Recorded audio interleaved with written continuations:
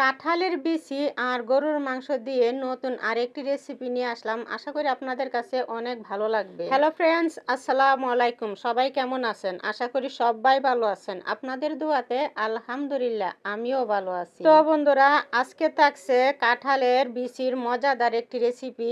আর এটা কি বানিয়েছি সেটাই আজকে আপনাদের সাথে শেয়ার করব। আর প্রথমে দেখেন, এখানে কিন্তু অনেকগুলো কাঁঠালের বিচি নিয়েছি। আর যেহেতু এখন কাঁঠালের সিজন না বন্ধুরা, তারপরেও আমার বাসায় কিন্তু প্রচুর কাঁঠালের বিচি আছে। কারণ যখন কাঁঠালের সিজন থাকে তখন কিন্তু বিচিগুলো আমি সংগ্রহ করে রেখে দিই সারা বছর খাওয়ার জন্য।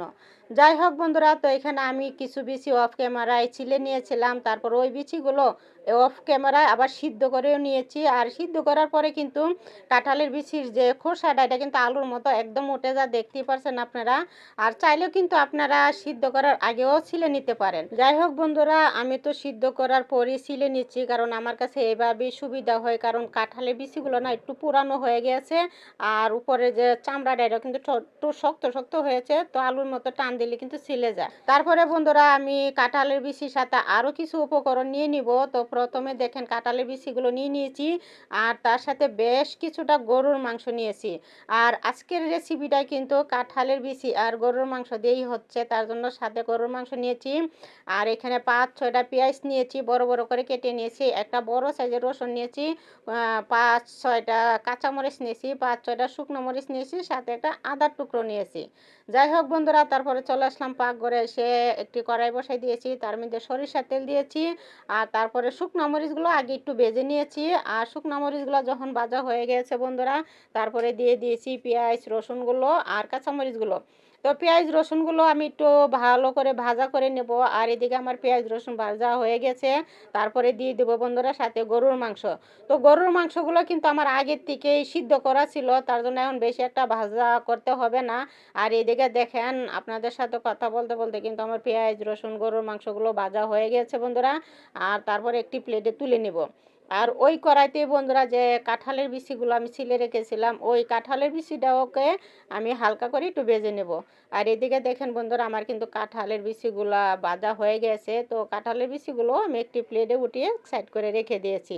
তারপরে বন্ধুরা, একটি বাটুনি নিয়েছি। আর প্রথমে নিয়েছি শুকনো মরিচগুলো, তার সাথে একটু লবণ দিয়ে আগে শুকনো মরিচগুলো একটু বেটে নিলাম। বুঝতেই পারছেন এখন ভিডিও থেকে অবশ্যই আজকে কী বানাতেছি। আসলে আজকে বানাচ্ছি কাঁঠালের বিচি দিয়ে আর গরুর মাংস দিয়ে ভর্তা।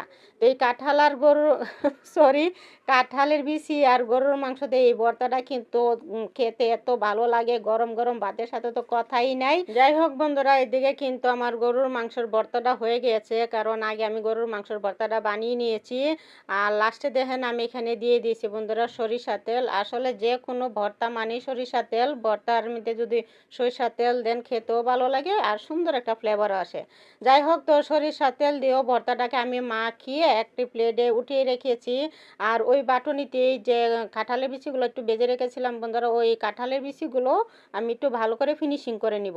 আর স্বাভাবিক কিন্তু আলুর থেকে কাঁঠালের বিচিটা একটু শক্ত থাকে, তো অবশ্যই একটু ভালো করে ফিনিশ করে নেবেন, তাহলে খেতে ভালো লাগে।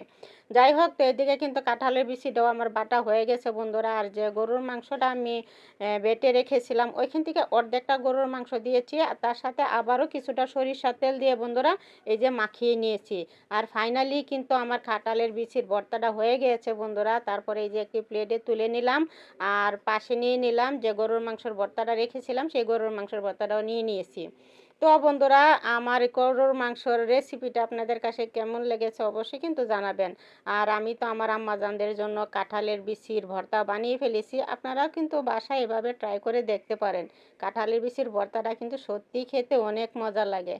যাই হোক, তো আপনাদের কাছে রেসিপিটা যদি ভালো লাগে একটি লাইক শেয়ার দিয়ে পাশে থাকবেন। আর যদি নতুন হয়ে থাকেন পেজটাকে ফলো করে দিবেন এরকম নতুন নতুন রেসিপি পাওয়ার জন্য। তো আজকে এই পর্যন্তই। সবাই ভালো থাকবেন, সুস্থ থাকবেন। আল্লাহ হাফেজ।